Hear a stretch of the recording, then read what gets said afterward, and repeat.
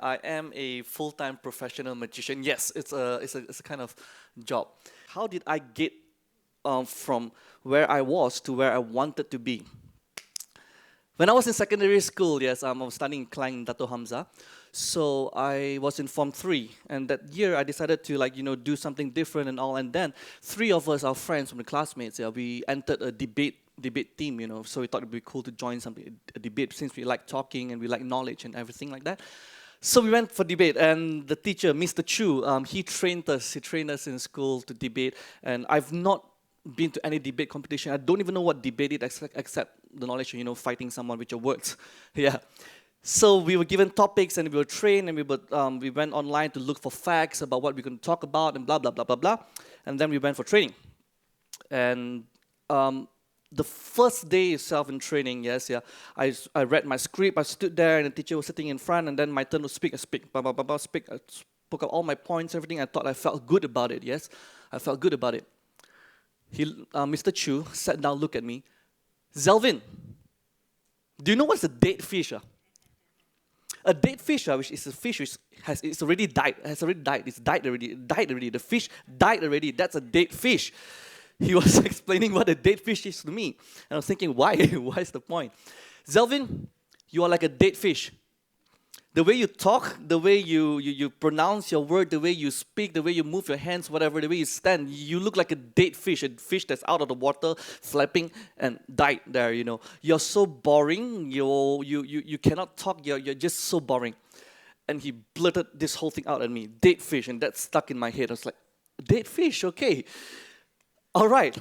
So I kept that in my head, and I told myself that, I may not be a dead fish. I will do it. I'll try again. I can be better. I can do better. I told myself this story.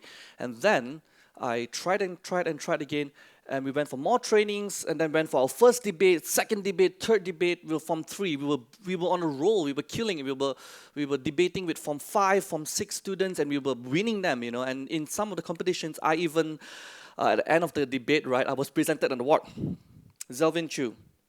I can't remember what it was, but it's something like the most athletic or the most promising or the best. The best speaker award. Yeah, he's presented me the best speaker award. So from being a dead fish to being the best speaker out of a team of 6 people in the whole debate team, that was a distance, from dead fish to that. And then it got me thinking of how I arrived this. And I'm a very, very, very passionate person about what I do and the belief in the things that I want to achieve in my life, yes. I come from Klang, a very small town. There's no way in the world where I would imagine myself one day to be able to be hired on a cruise ship, performing around the world, arriving today in India, the next day I fly to Australia or whatever, to be even in that position. I've never imagined that. But I told myself a story that one day I would want to be working in a cruise ship.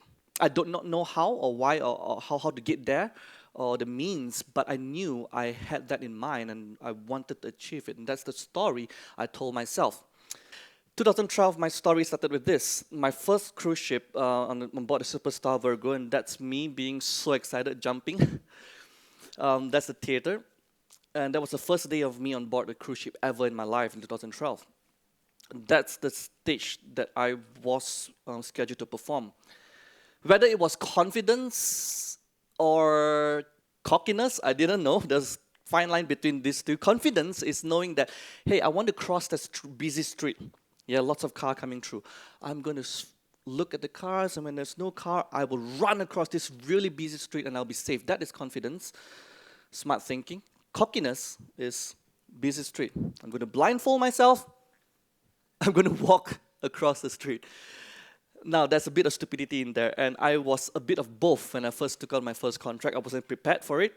I got my first few shows in a big theater. Months later, got me back again. My theater got smaller. They put me in a smaller venue, a night venue in one of the bar, and then it got smaller. Some of the recreational lounge and around the ship and all, and smaller. So it got smaller and smaller and smaller as the months and years passed by with that company.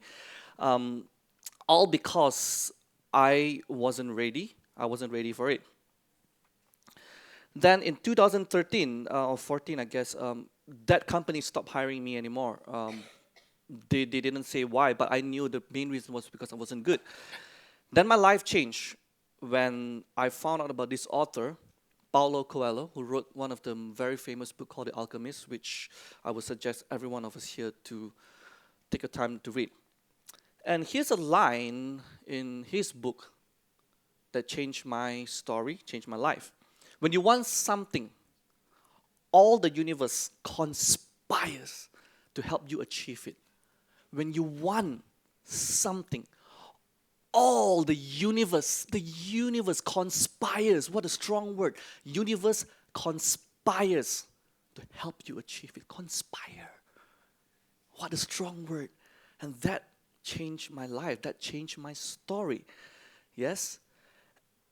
I told myself, although I wasn't being hired again by the same cruise line, I sent numerous emails out to them telling, hey, I've grown my show, I've got a bigger show, I'm better now, I've done this and this, I'm better now. None. All the emails I sent out, no replies. People, they were just telling me that, no, maybe next time, blah, blah, blah. This was in 2013, in my last cruise ship contract with that company that didn't hire me again. That prop is an illusion prop, one of the big magic prop from Las Vegas, and it was not mine. It was owned by one of the other bigger magician who was there while I was performing. So he allowed me to play and have fun with the prop, and I took this photo. I was still a baby back then, an amateur magician. I took this photo. In my mind, as I was standing there on the prop with the swords and the box and everything, I told myself a story. I said, one day I will be able to own this exact same prop and bring it on stage and perform it. One day. That day came about 2 to 3 years later, and that's me with my prop that I bought from Las Vegas, the same build and maker. And that's I replaced the swords with a lightsaber, and I put in a whole Star Wars theme act when I performed this with my wife. My dream came true. We enjoy watching movies. We enjoy looking at Instagram stories of other people, posting stories of our life on Facebook, and scrolling through other people's life. We are always wanting to listen or hear or read about stories of people, about friends, about Bill Gates, whatever. We want stories, and stories are what attracts us, to give us hope, to distract us, to give us faith in life or in our situation. We are all drawn to stories, and that is why movies are making so much money, because we want to go there in a theater and for 2 hours just put away what we have in our mind and immerse ourselves in someone else's story. Yes? Now, here's a thought. Here's an idea. What if I told you that the world's most powerful story isn't something you read about someone else's life or hear someone else speak on stage, but the world's most powerful story is the story that you tell yourself. The world's most powerful story is the story you tell yourself. My teacher told me, Zlwin, you're a dead fish, you're boring.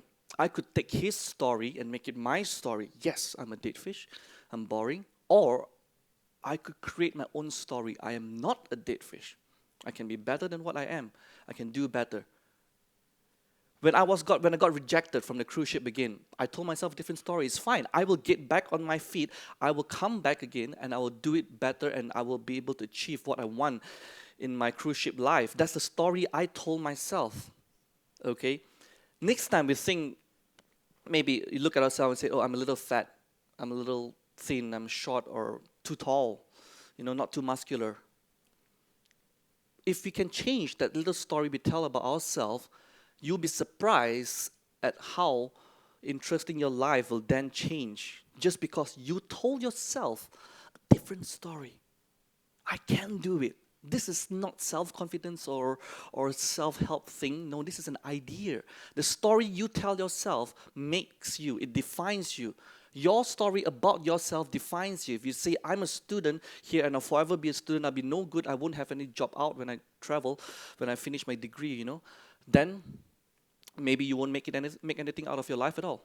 But if you tell yourself a story from now that I can do this, and in the future I want to do this, this, this, and just see how miraculous life can somehow turn out. And here's a story I'm going to share with you with a little act which I prepared. I would like to read you a poem from Alfred Lord Tennyson in his poem titled Ulysses. Come, my friends, this is not too late to seek a newer world. For my purpose holds to sail beyond the sunsets.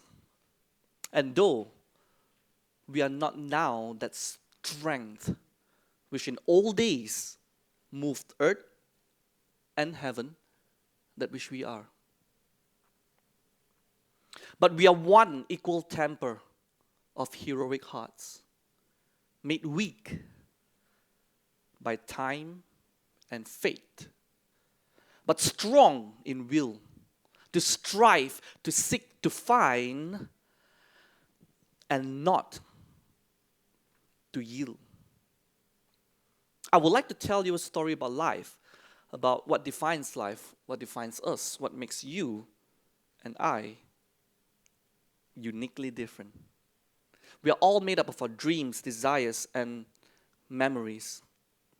And just as this wooden frame encompasses the pieces to this puzzle of life, so we store all our defining moments inside us, leaving no space for anything else. Each of these pieces of this puzzle of life represents an event that has left an impression on us. For example, the thrill of kissing someone for the first time. Or the day when your parents came up to you and said, son, daughter, we are so proud of you. As well as the feeling of loss of a loved one which has gone too soon. Or the joy of having one of the biggest dreams come true. In my case, it was my first performance on board a cruise ship. Or even the most simplest task of sitting at the beach watching a beautiful sunset with your loved one. People say it takes a lifetime to master this game of life, to discover our real self, and to ultimately find our purpose. And sometimes we look back at our life and all we could see is nothing but a huge mess.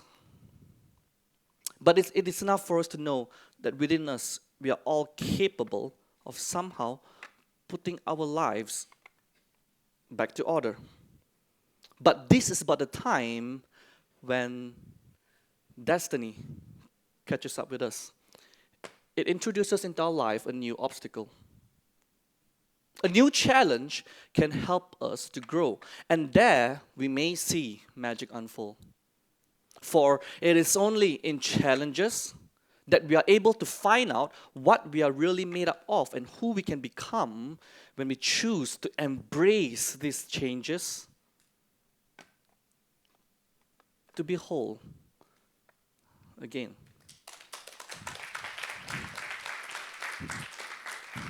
But never take life for granted, because destiny never sleeps. It interrupts our gentle flow of life with an even bigger obstacle.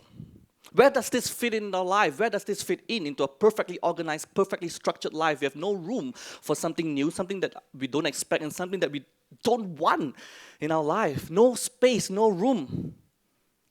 But if we tell ourselves this story, if we tell ourselves that everything in life happens for a reason, and we truly commit ourselves to that, then we will be able to laugh at our pain.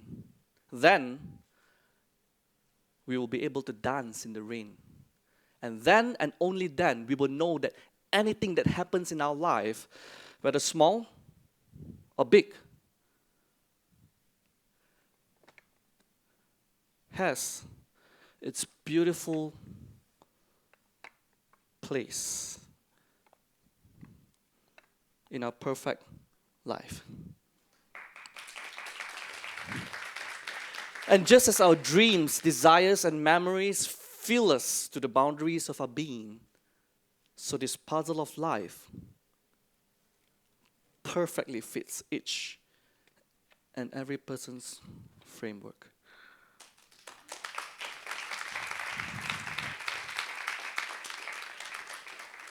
May we all find faith and strength to move forward in the most impossible of situations.